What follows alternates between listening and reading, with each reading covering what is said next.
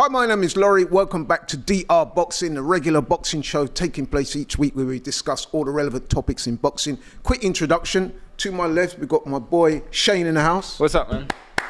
Woo! To my immediate right, we've got James Toon in the house. What are you saying, bro? What's going on, man? I'm feeling better now, even more hydrated now. We've got some water going Looks around. ready to go. And to my immediate left, my boy Nick Francis, a.k.a. the voice of reasons in the house. What are you saying? I'm here, bro. Come on, give him a round of applause. Come on. Cool. I don't need it. Right, we spoke in a previous show about the big fight taking place in America, Josh Taylor versus Teofimo Lopez. We're all looking forward to that fight. But there are some other big world title fights taking place this weekend that we're also looking forward to. First up, Sonny Edwards, our own Sonny Edwards of England, London. I think Croydon he comes from. He's defending his IBA flyweight title this week. A little bit about Sonny Edwards from Croydon, nicknamed Showtime, 27 years old, former outstanding amateur, 5'3", he's only a flyweight, 60-inch reach, orthodox, although he's a big switch hitter. Professional record, unblemished, 19 fights, 19 wins, only 4 KOs. He's not a big puncher, but he is a very, very good boxer. And he's taking on Andres Campos. I hope I haven't butchered that name. He's from Santiago in Chile. He's 26 years old. Again, very similar heights, 5'3.5", 64.5-inch reach, orthodox. Their professional records are similar, actually. He's got 15 fights, 15 wins, 4 KOs. Again, he's not a big puncher, but he is apparently very well skilled. Big differences in their professional records, though. On the surface, they look very similar, but I was doing a little bit of digging. And again, it's his opponent, Campos, is another one of those fraudulent fighters, I like to say. Fraud? He's a fraudulent records, okay? 15 wins, 4 knockouts, yeah, but if we have a little deep dive so you're disputing the veracity of that record? No, not disputing the veracity of it. I'm disputing the opponents that he's been against. Again, last guy, 22-12. The one before that, 21-9. Before that, Silvestre, 37-7. Before that, 12-5. Before that, 13-6. Before that, 7-4. A lot of Edwards' opponents will have similar records. No. The people that he's fighting are not on that level. Some of his earlier fights, look, Felix Alvarado, 38-2. Mohamed Wasim, 12-1. I get your drift. I think you get your... Shane, let's bring in Shane. No, I mean, I definitely know where you're coming from. So there's a point to that. But, I mean, what... Sonny Edwards is at that stage where he's at a weight class which doesn't have a great deal of attention to him, but Eddie Hearn is putting a lot of money behind him. I mean, he's marketed him as... First fight in that new deal, right? Yeah, he's marketed him as the pound-for-pound #1 in the country. I'm not sure. He's definitely up there because I think skill-wise he's amazing. He's obviously going to have to move up weight classes, obviously, to get the bigger names and the better fights. Like, obviously... I know he wants to fight with one of the other champions, Bam Rodriguez. As well. Rodriguez is also with Eddie Hearn, so we can see that fight down the line. But for this fight in particular, I personally want to see how Sonny Edwards does in terms of not just winning, but winning in a good fashion, because Eddie Hearn put a lot of money behind him. I've actually been at several Sonny Edwards fights before. No offense to Sonny Edwards, very, very skilled, but he has sent people to sleep. So I do want to see a little bit of a show. Well, he may have sent people to sleep before, but this time he is going to put people to sleep. That's the difference. Well, by stoppage, he's going to win by knockout. No, it just sounded Nick, good. Let's bring in Nick for his considered opinion. The problem that Sonny Edwards has is that he's one of those guys that is unfortunately more entertaining outside the ring than he is inside the ring. And so he can sell tickets, but then people might leave a bit disappointed. But he's a very, very talented boxer. I think this fight is going to be more competitive than people. I don't think it's going to be a walkover. I do think there is something to be said when you get some of these fighters that are a little bit... that are from smaller boxing markets, let's call it, and they have fought sometimes lesser opponents and not as strong resumes, but sometimes they can come in with a lot of confidence and they can really go and cause upsets. I think I give it to Sonny Edwards on points, but I think it's going to be more competitive than people give it credit for. I must admit, I've not seen too much of Campos. I've seen one of his fights. I've seen him on the pads. He looks capable, but I can't see him beating Sonny Edwards. Sonny Edwards, outstanding fighter.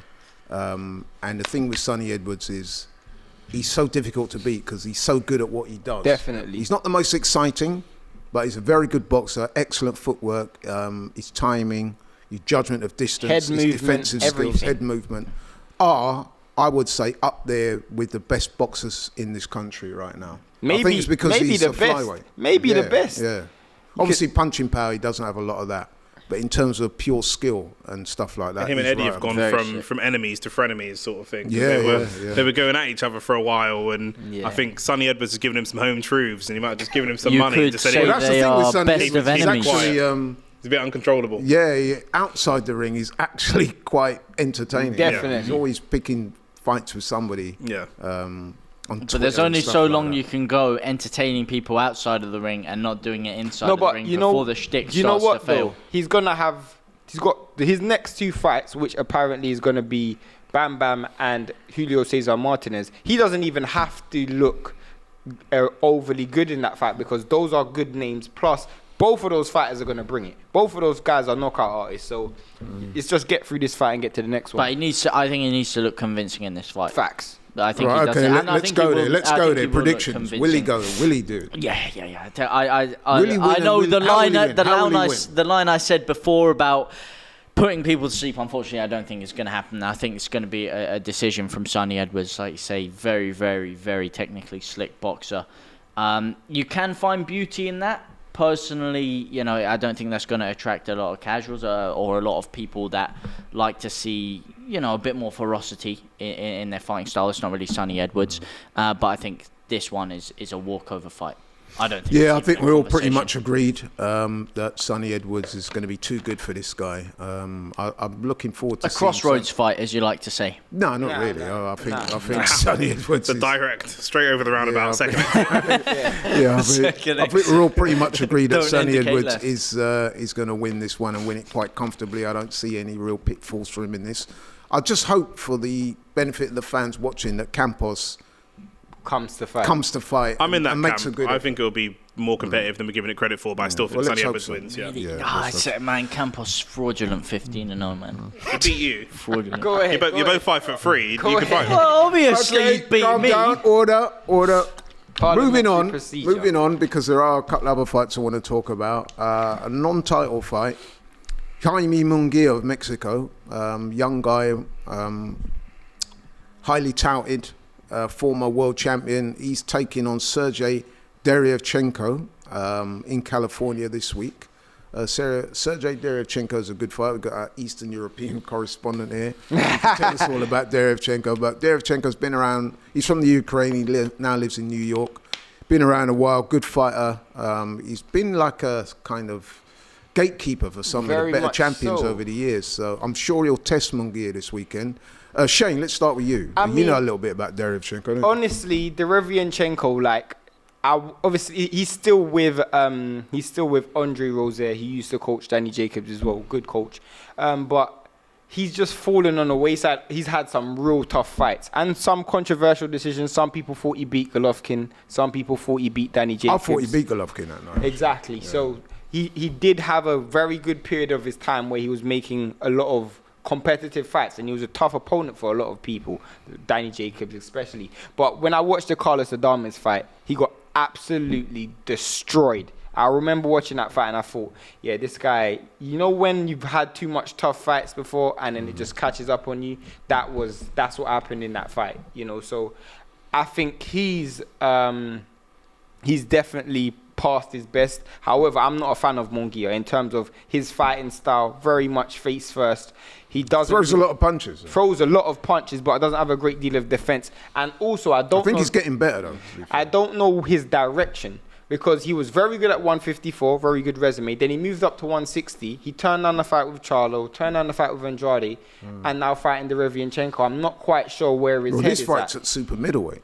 Exactly. So he had one fight against O'Sullivan at 160, and he didn't really do anything. Like, he didn't even try and win a world title. I wonder where he is mentally. But Well, he's promoted by Golden Boy, and I think they're just trying to keep him on this winning run until hopefully they see a title opportunity open up that they can take advantage of, and that's the way boxing tends to work a lot. Let's move over to Nick, the voice of reason. Jaime Munguia then versus Derevyanchenko. Is that the same Munguia that was like the young boxing prospect from Mexico? Yeah, But he had the big bright future. How old is he now? He's like 24, 25. He's still young. He's still young. 26. In a way, they have been quite clever with him because whilst he's getting these fights, which let's face it, are very winnable fights, the Spike O'Sullivan fight, this one, and a few others. Saddam Ali was a good win as well. He beat Saddam Ali. So he's been nurtured, he's been protected, but they are giving him decent work without putting him in with the so-called killers. That's all well and good, but the occupational hazard of that is that 26 years old now hasn't really hit the potential that we were looking at him hitting. And if he does get stopped by a serious gatekeeper like Sergey, that could really derail his career. I don't see that happening. I don't necessarily see it happening, but at some point he needs to take that step up because 26 isn't old, but it isn't young anymore either. Depends, people develop at different rates, but for 26, he has had a lot of professional fights. 41 fights at that age is phenomenal. He's going after Floyd's record. Yeah, exactly. That's what I mean about these fraudulent records, though. But that's a different story. Whereas Derevyanchenko has only 18 fights. But like you say, I think he's got a big size advantage, 6 foot to about 5'9". Too much energy. Who's got a size advantage? Too much youth on his side. Munguia has a size advantage. He's the bigger, He's 6 stronger, younger He's guy. taller. Yeah, he's he not is. naturally bigger though. He's not naturally Okay, big. but he's coming but into- that's he's what I mean by growing. size. He's got He's more growing height. into the weight. And he's also got more energies. He's Oh, definitely, 11 years younger. So the definitely. power in that, I think his punch resistance is probably going to be better in that sense when you get to that. Once you start getting past 35, 36, 37, 38, the mind is willing, but the body is less able. Well And said. I do You're talking think about that... No, he'd still dust us all up. But no, I think Munguia... I think he walks this fight. Yeah. No, it's a bit. No, you know what? I'm different. inclined to agree with you. I Yeah. think it's going to be an easy night for him. I think, as Shane was saying, Derevyanchenko, once a very decent fighter, now clearly well past his best. I'm even doubting his ambition. I mean, this fight for him is probably just a nice Money. payday. Yeah. So I can't see him going in there to win. No disrespect to the guy because he has been a very good fighter. And I did think he beat Golovkin, but I think that's the ceiling now.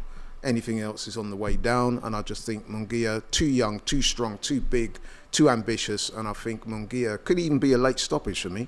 Shane? Yeah, no, I'm gonna go stoppage. I'm gonna go stoppage Munguia. Nick? Yeah, I mean, I'd have to agree. Okay, right. Okay, that's that one. And then the other fight I should mention, Adrien Broner. Adrien, the problem can man. Broner, the The can problem man, man. the can He's a man. problem for Anyone himself. can get it. Mexican, African. He's taking on the mighty, is it Bill Hutchinson? Yeah. He's a lawyer. He's Yeah, that's actually right, a lawyer. On a Don King promotion. That pretty much says everything you need to know about this fight. You know, It's actually. where's it taking place? In a nightclub or something? Right, he needs to get taken place in a court. I guarantee you, Adrien Broner is going to use Billy Hutchinson after this fight to get his money his from purse. from Don King. Speaking of which, did Daniel Dubois ever get his purse? Off Yeah, Don he King? did, he did. Get it in the end. Okay. Well, he can count it as a win if he gets his purse. But Don King shows just look like the game Def Jam Vendetta, the hip hop game. yeah. Real talk, that's what they look like. Do you remember the Yeah. poster they put out Yeah, I for Daniel remember. Dubois? Yeah, I don't know how he's still going, Don King. But yeah, Adrien Broner washed. I just want to see him get battered by Regis Prograis. I must admit, Adrien Broner, I regard as a bit of a clown. I don't really like the guy. I find him a bit embarrassing to me. I don't think he's funny at all. But he is a name, so people will be watching it.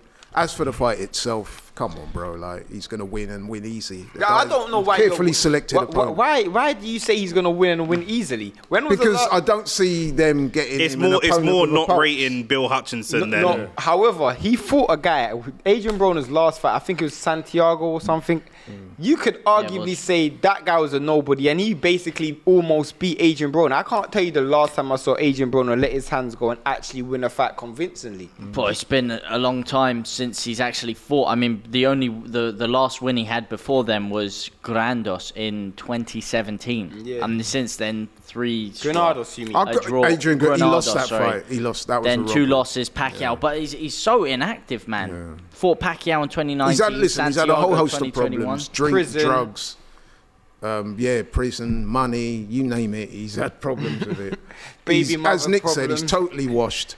But he is a name. But he's going up against Bill Hutchinson. I'm sorry, he's The going to guy's clean him been out. selected probably selected him from I'm somewhere. not so to get him a convinced, win. bro. I'm not gonna lie. Mate, but Bill I'm not so Hutchinson, convinced. Bill Hutchinson's 20-2, and he's another one And of even those if Bill fraudulent Hutchinson- 20-2s, man. And even if Bill Hutchinson does fight above what we expect him to fight, he's not going to get in a decision. He's not going to get any love on the card. I think it's like a player from Accrington Stanley getting a trial at, let's say, Liverpool, and try. Maybe gets a couple of lucky rounds. I think we're all pretty much agreed that Broner is going to level, mate. win, but the long-term prognosis is dire. Teofimo Lopez needs to take a long, hard look at Adrien Broner and realise that Facts. this is definitely a place his career can go in the next 5 Potentially, years. definitely. If he doesn't make the right decisions and buck his ideas. One big loss and your career. Since he lost to Mikey, I mean, people will say the Maidana, but he still looked good after the Maidana fight. After that Mikey fight, Vargas was a poor performance, even though I thought he could have won. Then Pacquiao was a poor performance. I can't even remember that guy's name. I couldn't tell the last time he looked performance. good. Honestly, I could not tell the last time he looked good. As I agree with Nick, he's washed, but he is a name, so they will try and get him some wins because everyone's going to try and make some money off him, and he needs the money. And he does sell the fight well as well. Yeah, exactly. We're closing up, guys. In closing, I should just mention that Anthony Fowler has retired from boxing. Anthony Fowler from Liverpool, former outstanding amateur. I think he won the Commonwealth Games in 2014. I think he won a World Championship bronze the year before that. He also went to the Olympics in Rio. I think he lost to Janibek, actually. Was it? Wasn't that 2012? I think it was No, it's 2016. Was it 2016? Yeah. He Fair fought enough. in Rio. Yeah. He lost to Janibek. Yeah. Who's now the WBO middleweight champion, and he lost quite conclusively. But I would sum up Anthony Fowler. I mean, what was his pro record? I think 20-2 or 20-something and 2. Yeah. Look, I think horrible against Liam Smith and then Scott Fitzgerald. he's got 2 losses against Scott Fitzgerald. Fitzgerald and 22 and Liam 4. Smith. Yeah. 22 But I and think 4. what I would say about 22 Anthony and 4. Fowler, is that he's one of those classic cases of somebody who stayed amateur for too long. I think he had over 100 or close to 200 amateur fights. Very good amateur fighter, but found a transition to the pros very difficult. Subsequently, he didn't quite live up to the potential that a lot of people thought he would have as a pro. He's now retired. I think he's only about 32 years old. Fair play to him, man. He's realised what it is, and he's retired with hopefully his health in good tact. He's got a business. I think he does. Is it CBD oils or something like that? And he's made a bit. He's had some big fights. Yeah, as well. he's made a bit of money, and he's choosing to get out of the game rather than being punched around the ring by some low-level opponent, just using him as as a stick for up-and-coming fighters. So. Which is a wise move, as you were talking about before with Teofimo Lopez and CTE. It's a dangerous. Well, with the CTE, that is just. Man. I'm just saying. No, but I'm saying though, it's a very common thing that isn't talked about enough, and an extra few fights could make a difference of 10 or 15 years of your life. So it's always best to go out on your own terms. Yeah, so good luck to Anthony Fowler in his retirement. Wish him all the best. He has been a good servant to boxing, both amateur and professional. We wish him all the best in retirement. Thanks also to you guys for coming along today and sharing your expertise and your knowledge and your opinions. Shane, Nick and James. Don't forget to tune in to our live stream this weekend when we will be featuring the Josh Taylor versus Teofimo Lopez fight. Can't wait for that. Keep it locked on DR Boxing and DR Sports. Like, share, subscribe. We're out, and we'll see you again, hopefully Saturday, the early hours of Sunday morning. Take care.